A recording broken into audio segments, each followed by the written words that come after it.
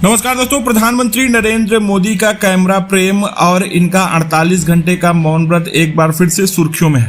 आपको बता दें कि प्रधानमंत्री नरेंद्र मोदी जी कन्याकुमारी में मेडिटेशन करने का निर्णय आगामी लोकसभा चुनाव के 7वें और अंतिम चरण के बाद ले लिए हैं, जिसमें वे 30 मई शाम से 1 जून तक विवेकानंद रॉक मेमोरियल में ध्यान करने वाले हैं। इस घोषणा से विपक्षी इस पर सवाल उठा रहे हैं। आपको बता दें कि सीपीआई एमके के तमिलनाडु सचिव के बालकृष्णन ने इस मामले को लेकर मुख्य चुनाव आयुक्त को पत्र लिखा है। बालकृष्णन ने अपनी शिकायत में कहा है कि प्रधानमंत्री का मेडिटेशन करना उनकी निजी पसंद हो सकती है, लेकिन इसका मीडिया द्वारा सीधा प्रसारण मोदी और भारतीय जनता पार्टी के लिए एक बड़ी प्रचार सामग्री बन जाएगी।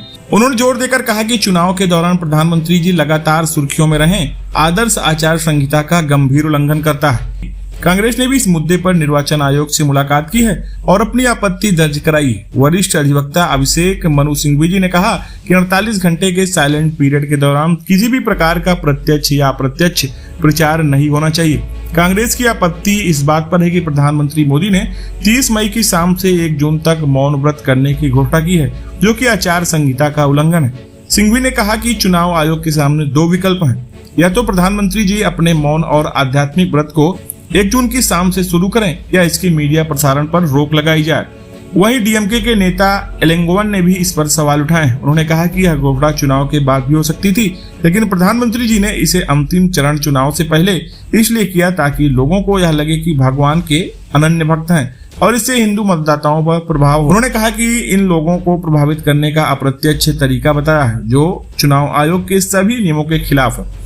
आलोचनात्मक दृष्टिकोण से अगर देखा जाए तो प्रधानमंत्री का यह कदम समय और राजनीतिक संदर्भ के लिहाज से संवेदनशील है। चुनाव के दौरान किसी भी नेता की सार्वजनिक गतिविधियां साइलेंट पीरियड के नियमों का पालन करती हैं ताकि निष्पक्षता बनी रहे।